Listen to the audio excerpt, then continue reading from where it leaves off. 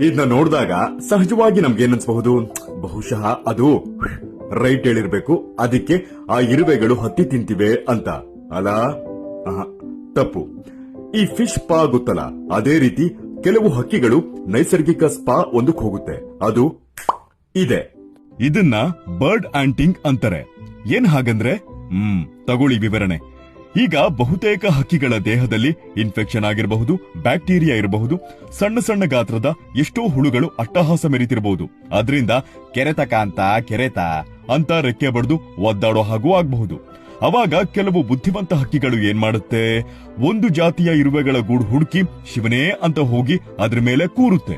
ಯಾಕಂದ್ರೆ ಆ ಇರುವೆಗಳು ಫಾರ್ಮಿಕ್ ಆಸಿಡ್ ಅಂತ ಒಂದು ಲಿಕ್ವಿಡ್ ನ ಸ್ಪ್ರೇ ಮಾಡುತ್ತೆ. ಆ ಆಸಿಡ್ ನ ಹಕ್ಕಿಗಳು ತಮ್ಮ ದೇಹದ ಭಾಗಕ್ಕೆಲ್ಲ ಹರಡಿಸಿ ಕೆರೆತ, ಇನ್ನಿತರ ಚರ್ಮ ಕಾಯಿಲೆ ಇದ್ಯಾವುದು ಬರ್ದಿರೋ ಹಾಗೆ ಕಾಪಾಡುತ್ತೆ.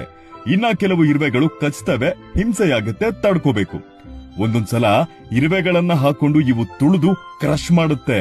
ಅವಾಗಿನ್ನು ಹೆಚ್ಚಿನ ಪ್ರಮಾಣದಲ್ಲಿ ಆಸಿಡ್ ನ ಸರಬರಾಜು ಮಾಡ್ಲಿ ಅಂತ. ಇನ್ನ ಕೆಲವು ಹಕ್ಕಿಗಳು ಸುಮ್ನೆ ಕೂತು ಇರುವೆಗಳು ಹುಳುಗಳನ್ನ ತಿನ್ಲಿ ಅಂತ ಬಿಡುತ್ತೆ. ಎಂಥ ಬುದ್ಧಿವಂತಿಕೆ ಅಲ್ಲ. ಈ ಪೆಸ್ಟ್ ಕಂಟ್ರೋಲಿಂಗ್ ಉಪಾಯಗಳನ್ನ ಪ್ರಕೃತಿ ಇವುಗಳಿಗೆ ಕೊಟ್ಟಿರೋದ್ ನೋಡಿ ಸ್ವಲ್ಪ ಆಶ್ಚರ್ಯ ಅನ್ಸುತ್ತೆ. ಆದ್ರೂ ಇದೊಂಥರ ಹೊಸದಾಗಿದೆ. ಇಷ್ಟೇ ಮ್ಯಾಟ್ರು. ಬರ್ತೀನಿ. ಬಾಯ್.